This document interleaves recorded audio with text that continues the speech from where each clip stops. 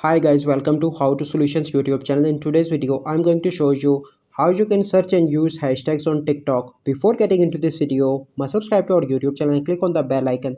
The first step is you need to open TikTok application. Once you open TikTok, you simply need to click on Discover and click here and search for the any word that you want to search for hashtags. So I'm going to search motivation, and here you can see the last option hashtags. Click on that and you can see plenty of hashtags with the name motivation, so select any of the one, and if you want you can add to favorite by clicking here, and you can join this hashtag by clicking on join this hashtag in the bottom, and in this way you can search for any hashtag and use them in your videos according to your choice. You will find plenty of hashtags.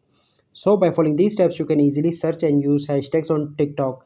I hope you find this video helpful. If you find this video helpful, must like this video, subscribe to our YouTube channel for future videos. We'll see you in the next video. Thank you. Have a good day.